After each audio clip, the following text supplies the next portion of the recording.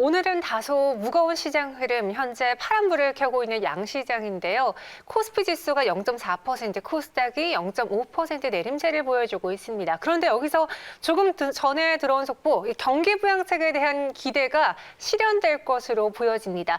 우리 증시에 어떤 영향을 미칠지 상황실에서 조금 더 자세하게 다뤄볼게요. 1시 30분 펠리주찬 리서치 김민수 대표와 함께 상황실로 들어가 보겠습니다. 어서 오세요. 네, 안녕하십니까. 네, 안녕하세요. 네. 미국 의회에서 100조 원 규모의 경기 부양책, 그동안 좀 말이 많았는데 오늘 하원에서 통과를 했고 조금 전에 또 상원에 통과를 해서 트럼프 대통령의 서명, 사인을 눈앞에 두고 있다라는 이야기가 들리거든요. 네. 우리 시장에 또 하나의 모멘텀이 되어줄 수 있지 않을까요? 국내외적으로? 네, 100조는 세고요. 네. 1000조입니다. 천조요. 네, 무려 네. 1000조 원입니다. 네. 네. 일단 지금 의회 상원까지 통과돼서 트럼프 대통령 사인을 앞두고 있다고 보여지고 있는데 네. 일단 물론 이제 기대하던 상황이다 보니까 이제 이 부분이 뭐 재료 노출 쪽으로 볼 수 있겠다고 하더라도 네. 제가 보기에는 과거에 1차 지원금이 나왔었을 때 흐름을 잘 생각해 보게 되면 그때 사람들이 돈을 받아다가 그중에 지금 통계로 나온 게 한 40% 정도는 주식을 했답니다. 아. 네, 이번에는 어떨까요? 네. 이번에도 거의 비슷하겠죠? 이번에도 주식시장으로 자금이 들어올 수 있다. 네, 또 로빈후드가 난리 날 것 같습니다. 네. 그렇기 때문에 일단 뭐 다음 주부터 지급이 되다 보니까 또 추가적인 유동성 관련된 뭐 증시 직접적인 유동성이겠죠. 이쪽 관련된 쪽은 조금 더 보강이 되는 게 아닐까 이런 생각도 살짝 해보고 있습니다. 네, 알겠습니다. 이 경기부양책이 결국 통과가 되는데 재료 소멸로 보기보다는 오히려 시장의 유동성을 조금 더 불러일으킬 수 있다라고 평가를 해주셨습니다. 과연 이 소식이 우리 증시 오늘 상승 전환할 수 있을지 장 마감까지 지켜보도록 하겠고요. 이번엔 종목으로 들어가 보겠습니다. 오늘 첫 번째 인기 검색 상위에 있는 녹십자세부터 짚어볼게요. 이 췌장암 치료제에 대한 기대인데 이뮨셀 LC주. 네. 발음하기 어렵죠? 췌장암 임상 3상 계획 승인이 나왔습니다. 그 내용부터 짚어볼까요? 네, 성이 이 씨인가요? 아니에요. 네, 죄송합니다. 네, 이뮨셀 LC 관련된 이제 주사제에 대해서 네. 또 이제 녹십자셀이 성과를 내다 보니까 시장에서 부각을 받고 한번 또 급등하는 모습들이 나왔는데 네. 일단 지금 주가로 보게 되면은 그대로 유지는 못합니다. 일단 약간 시가 정도에서 머무르고 있는 상황들인데요. 일단 이게 임상 3상이 통과되다 보니까 앞으로 이제 서울대병원 외 14개 어떤 임상기관에서 408명의 췌장암 환자를 모집해서 이제 또 추가적으로 3상을 또 어느 정도 결과를 얻기 위해서 이제 상업화가 들어갈 걸로 보여지고 있고요. 이 이뮨셀 LC 같은 경우는 예전부터 유명했었습니다. 한 2007년도에 간암 쪽에서 어느 정도 품목허가를 획득했었고요. 그런 상황 쪽에서 이제 조금 더 확대를 시켜서 지금 췌장암 쪽으로까지 어느 정도 그 적응증을 확인했다라고 하게 되면 의미가 있다고 봐야 될 것 같고요. 게다가 이쪽은 저희가 보통 알고 있는 환자 맞춤형 항암제입니다. 그러니까 즉 세포를 추출을 해서 환자한테 추출해서 배양을 해서 다시 주사를 하는 방식이다 보니까 상당히 그래도 효과가 좋다고 봐야 될 부분들이고요. 그러다 보니까 작년에 한 357억 정도 판매를 했다고 합니다. 그런 쪽에서 국내 세포치료제 관련돼서는 1위의 흐름을 보이다 보니까 아무래도 기대감이 상당히 높은 게 현실이라고 봐야 될 것 같습니다. 이 녹십자셀은 사실 오늘은 이 췌장암 치료제 때문에 또 한번 점프업을 했지만 그 전까지만 해도 코로나 치료제에 대한 기대감이 있었잖아요. 네. 그러니까 췌장암, 코로나 두 가지 모멘텀을 다 갖고 있는 녹십자셀에 대해서 기대하세요? 아니면 어떻게 보세요? 네, 일단 기대는 지금 하고 있죠, 시장이. 네. 그 기대를 하는 부분들이 주가에도 반영이 됐죠. 네. 그런 쪽으로 봤었을 때 지금 이제 녹십자 같은 경우는 이제 혈장 치료제 이쪽에 대해서 아무래도 기대감이 높다 보니까 주가가 이제 반영이 되고 있는 과정이라고 보시면 될 것 같고요. 이 녹십자셀도 일단 어느 정도 3상이다라고 하게 되면 이제 가장 중요한 거는 또 3상에서 들어갔다고 해서 바로 뭐 결과 나오는 건 아니죠. 이제 또 기간도 이어질 거고 그 과정에서 이제 가장 주목해야 될 부분들이 어느 정도 이제 3상이라고 하게 되면 거의 이제 성공을 뭐가 눈앞에 두고 있다는 관점 쪽에서 이를 그대로 끌고 갈지 아니면 뭐 어느 기술 수출을 할지 아니면 또 이제 추가적인 생산 능력을 확보할지 이런 여러 가지 구체화되는 흐름들이 앞으로 나와야 된다고 봐야 될 것 같습니다. 그렇기 때문에 사업 보고서나 나오는 어떤 인터뷰들 계속 주목을 해야 될 것 같고요. 네. 일단 거의 한 뭐 3분의 2는 지나왔다는 관점 쪽에서 눈여겨볼 수는 있겠지만 아직 시간은 조금 더 필요하다 이렇게 봐야 될 것 같습니다. 네, 상업화와 생산 준비를 하고 있고 그 기대 때문에 지금까지 주가는 올렸다. 그러니까 네. 실제로 실현되는지는 조금 더 두고 봐야 된다. 사실 제약바이오주들은 다 비슷하게 그런 전략을 갖고 계신 것 같은데 이전에 기대감으로 사셨던 분들이라면 이미 충분히 수익을 내셨겠고 지금 따라가신 분들은 조금 걱정하지 않을까 싶어요. 이 녹십자셀에 대한 가격 전략은 어떻게 하는 게 좋을까요? 네, 지금 주가에서 드리고 싶은 얘기는 회사 이름에서 그대로 나오죠. 녹십자 셀입니다. 셀? 네, 녹십자 바위가 아니고요. 네. 녹십자 셀이다 보니까 죄송합니다. 아이고, 네. 또 분위기 싸하게 만드네요. 네. 그런 관점에서 지금은 일단 어느 정도 재료가 노출된다라는 관점에서 보게 되면은 아직 여기서 추격 매수할 자리는 아니라고 봐야 될 것 같고요. 혹시 이제 고점에서 매수하셨던 분들 같은 경우는 일단 다시 리바운딩을 하면 나올 가능성이 높기 때문에 그 정도에서 정리하는 관점 쪽에서는 보시되 아무래도 한 6만 원대 이하 한 5만 9천 원대 부근 정도에서 조정이 나오게 되면 매수를 그때부터는 타진하는 게 좋지 않을까 생각되고 있고요. 좀 긴 시각으로 보게 되면은 아무래도 지난번에 나왔던 한 7만 원대 중반 정도까지는 아직 중기 저항이 있기 때문에 조금 시간이 걸린다고 하더라도 이 기대감은 아직 완전히 꺾이지 않았기 때문에 한 7만 원대 이상으로는 한번 시도가 나오지 않을까 이렇게 생각이 들고 있습니다. 네, 그래서 다시 5만 9천 원 이하로 온다면은 그때 매수해보자. 지금 구간에서는 셀 매도 의견을 주셨습니다. 뭐 대표님만의 개인적인 의견이니까요. 어제도 그렇죠. 그 개인적인 의견으로 테슬라 관련주들 좀 매도하자라고 했는데 실제로 오늘 장에서 좀 조정을 받고 있잖아요. 네, 테슬라랑 셀트리온은 얘기 안 할 겁니다. 네, 하도 제 개인 생각을 얘기했다가 네. 예, 폭탄을 많이 맞아서. 네. 근데 지금 분위기는 적어도 테슬라는 바로 못 갈 것 같고 또 보다 보니까 테슬라가 1월 11일까지 또 지금 생산하는 라인을 약간 폐쇄합니다. 이유는 안 밝혀졌습니다만 네. 그렇게 되면 또 실적 장장은 또 부진할 수가 있겠죠. 그렇기 때문에 이 부분도 참고를 하셨으면 좋겠습니다. 네, 여러분들 저희는 의견을 드리는 거고요. 투자 판단이 여러분의 책임이 있다는 점 기억해 주세요. 이어서 두 번째 상황실로 들어가 보겠습니다. 정말 오랜만에 나온 네이버인데 사실 오늘 제가 장 초반에 네이버 주가 흐름 보면서 오늘 특징주로 다뤄봐야겠다라고 했는데 네. 다루긴 좀 아쉬운 주가 흐름이 보여주고 있긴 해요. 네. 언제 기상할 수 있을지 왜 네이버가 연초에는 그렇게 뜨거웠다가 연말에 차갑게 식어가고 있는지부터 한번 상황 판단을 해볼게요. 네, 네이버 주가를 보면서 일단 알람벨이 따르릉 울렸으면 좋겠습니다. 벌떡 일어나게 울렸으면 좋겠습니다. 네. 근데 지금 기준으로 보게 되면은 언택트 쪽으로 상반기에 기대감이 상당히 컸었죠. 엄청 컸죠. 네, 그런 쪽에서 일단 올해 여러 가지 언택트 쪽으로 바라보면서 어떤 영업이익이 한 1조 1,500억 그러다 보니까 한 60% 이상 증가한다라는 부분들이 주가의 견인력으로 작용을 했었고요. 근데 내년도 성장은 합니다. 근데 1조 4천억 정도라고 예상을 하고 있는데 그러다 보니까 한 20% 정도 증가하는 부분이다 보니까 올해 성장했던 폭은 거의 줄어든다라는 관점에서 약간 좀 동력이 떨어지지 않나 생각 들고 있고요. 게다가 또 지금은 그동안에 움직였던 네이버와 같은 언택트보다는 약간 경기 민감주 그리고 또 중소형주 쪽으로 눈길이 많이 가고 있기 때문에 어떤 매수세가 좀 이쪽으로 몰리지 않는다라고 보는 게 맞는 표현 같습니다. 네, 네이버를 이전에 사신 분들이라면은 많이 올랐으니까라고 여유 있게 가져가시겠죠. 그런데 또 고점에서 매수하신 분들은 지금 기간이 참 괴로우실 것 같습니다.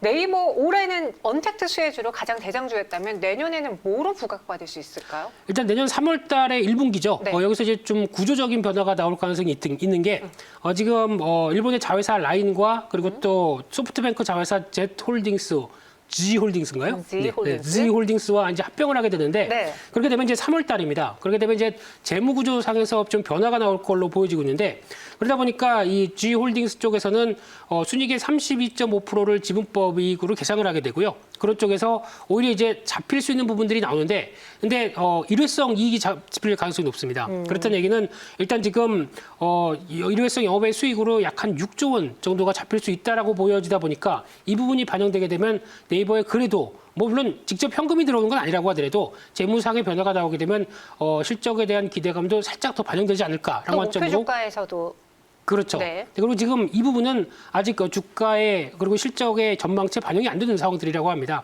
그렇기 때문에 기대감은 살짝 높일 수 있지 않을까 생각이 들고 있습니다. 네, 이 라인과 Z홀딩스의 이 합병에 대한 구조적인 변화도 기대해 볼 수 있다 해주셨고요. 그래도 네이버가 하던 사업이 잘 돼야지 또 투자자분들은 가장 환호할 거 아니에요. 네. 앞으로 어떻게 전망하시는지 네이버, 카카오, 이 인터넷 대표주들 지금 사도 될지 가격 전략 제시해 볼게요. 일단 둘 다 지금 가격대면은 네. 그렇게 크게 부담은 없을 것 같습니다. 그냥 어느 정도 네. 관심 있으셨던 분들은 슬쩍 한번 담아봐도 될 가격이 아닐까라고 생각 들고 있는데 가장 먼저 카카오 같은 경우도 그냥 옆으로 횡보하고 있죠. 그러다가 이제 살짝 반등을 시도하고 있는 상황들인데 워낙 만약에 밀렸을 거면 벌써 밀렸겠죠. 근데 아직 이 부분은 지지를 하고 있다는 관점 쪽에서 그러니까요. 예, 한 35만 원대, 6만 원대는 강했다라고 표현을 할 수 있을 것 같고요. 그렇게 되면 슬쩍 이제 반등이 나올 흐름들로 보여지고 있는데 하지만 중요한 게 지난 고점대 영역인 40만 5천 원대 이 부분이 안착하느냐 여부에 따라서 다르겠죠. 그렇기 때문에 일단 이 부분을 중기 저항권으로 생각하시면 될 것 같고요. 또나 네이버 같은 경우도 마찬가지로 지금 기준으로 보게 되면 횡보하다가 거의 이제 변화가 나오는데 상대적으로 네이버보다는 카카오가 조금 더 탄력이 좋습니다. 그 점은 염두하셨으면 좋겠고요. 둘 중에 고르라라고 하게 되면 카카오를 고르는 게 더 좋지 않을까 생각되고 있는데 네. 그런 쪽에서 이제 지금 기준으로 보게 되면은 추가적으로 다음 저항권을 또 보게 됐을 때 한 32만 원대 부분이 또 하나 중기적인 저항권역입니다. 그렇기 때문에 여기를 안착하는지 확인해야 될 걸로 보여지고 있는 만큼 어떤 중기 지지권 쪽은 중기 저항권 쪽은 관찰하셨으면 좋겠습니다. 그래서 네이버는 일단 목표 주가는 32만 원. 이 32만 원을 어떻게 강하게 뚫어내느냐가 중요할 것 같고요. 지금 네이버, 카카오 둘 다 매수 가능한 시기, 카카오에 대해서도 더 긍정적인 의견 주셨습니다. 이어서 세 번째 상황실로 들어가 볼게요. 너무 오랜만에 특승지로 나온 DB하이텍이에요. 네. 작년 하반기로 시계를 돌려보면 DB하이텍의 그 주가 급등이 아직도 잊혀지지가 않거든요. 저희가 네. 뭐 매일같이 방송에서 다뤘던 만큼 많이 올랐었는데 좀 올해는 살짝 쉬는 듯 하다가 다시 한번 시동을 걸고 있습니다. 파운드리 단가가 올라간 이유부터 짚어볼게요. 네, 쉬는 사이에도 공장은 열심히 잘 돌아가고 있었습니다. 풀가동이라는 불가동입니다. 네, 그러다 보니까 지금 파운드리는 어떻게 보면 없어서 못하는 상황들이죠. 특히 이제 TSMC도 물량이 넘쳐나다 보니까 지금 받지도 못하고 있는 상황 쪽에서 그 낙수 효과로 삼성전자 쪽으로도 들어오고 이 DB하이텍까지도 들어오고 있는 상황들인데 그런 상황으로 보게 되면 그러다 보니까 지금 단가를 안 되겠다 이런 때 올려야겠다 싶어서 최소 10%, 한 최대 20%까지 올린다고 얘기를 하다 보니까 당연히 그럼 실적은 좋아지겠죠. 그렇죠. 게다가 내년까지 물량은 다 받았다고 합니다. 그러면 내년에 받을 물량에다가 곱하기 10에서 20% 더 해야 되겠죠. 가격은 더 올려도 돼요? 그것도? 그래야 되겠죠. 실적을 그 정도까지 업사이드가 된다라고 하게 되면 당연히 주가는 지금 기준에서는 비싸지 않다라고 보는 게 맞다고 봐야 될 것 같고요. 그런 쪽으로 봤을 때 내년 기준으로 지금 이 가격 인상이 반영이 안 된 주가를 보게 되면 PR 8배 수준도 안 되는 상황입니다. 그렇게 되면은 오히려 더 할인 요인들이 더 커졌다라고 볼 수밖에 없는 상황이기 때문에 주가에 대한 기대감은 키울 수밖에 없다라고 봐야 될 것 같습니다. 네, DB하이텍. 공장이 풀 가동되니까 이참에 가격 단가를 올려보자. 네. 사원들이 20% 최대까지 인상한다는 발표 때문에 오늘 또 한 번 점프업했습니다. 여기 더불어서 미국 정부가 SMIC를 제재하게 되면 삼성전자, DB하이텍이 가장 수혜를 볼 것이다라는 리포트를 봤거든요. 네. 그 이유는요? 그냥 기사 내용만 보게 되면 그렇습니다. 이제 SMIC가 중국의 최대 파운드리 업체죠. 네. 글로벌 5위 정도 됩니다.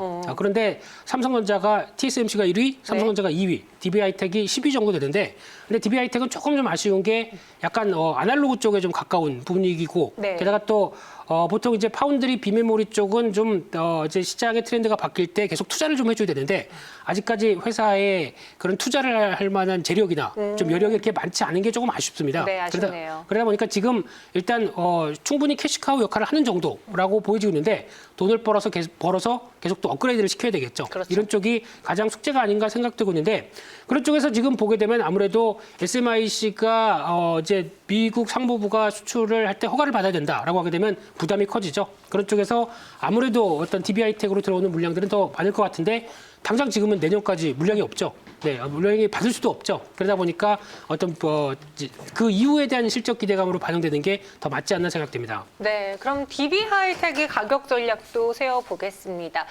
제가 말씀드렸잖아요. 10월부터 한 3개월 정도 쉬었다라고 하지만 많이 빠지진 않아서 고가권에서 놀아줬거든요. 네. 비메모리 반도체주의 강세 그리고 DB하이텍의 강세 내년에도 나타날지 가격 전략 들어볼게요. 네, 오늘 아침에 이 뉴스 듣고 저 동시효과에 샀습니다.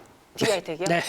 사서 39,900원에 네. 100원 빼서 4만원에서 100원 빼서 네. 팔고 일단 또 지켜보는데 추가적으로 흔들리면 또 살 것 같습니다. 네. 제 스타일상은 또 살 것 같고요. 근데 지금 기준으로 보게 되면은 단기적으로는 직전 고점과 함께 한 4만 원대 부분이 저항으로 보여지고 있는데 지금 시장도 약간 좀 그렇고 그러다 보니까 아직 그 강하게 변화는 나오지 않고 있는 상황들인데 아마 이런 상황 쪽에서 39,000원대 부근 정도까지 그 이하로 내려오기 시작한다라고 하게 되면 단기 차익 매물이겠죠. 이쪽이면 공략하셔도 될 것 같고요. 그렇게 되면은 다음 저항대 쪽으로는 한 43,000원대 부근 영역까지는 한번 들어올 가능성이 높다라는 쪽에서 특히 실적이 어떤 기대감이 높아진다는 관점은 당연히 주가의 가장 좋은 호재입니다. 그렇기 때문에 이를 이용하자라고 보시면 좋을 것 같습니다. 네, 알겠습니다. 목표 주가 43,000원 제시해 드렸습니다. 마지막으로 스튜디오 드래곤 상황실로 들어가 보도록 하죠.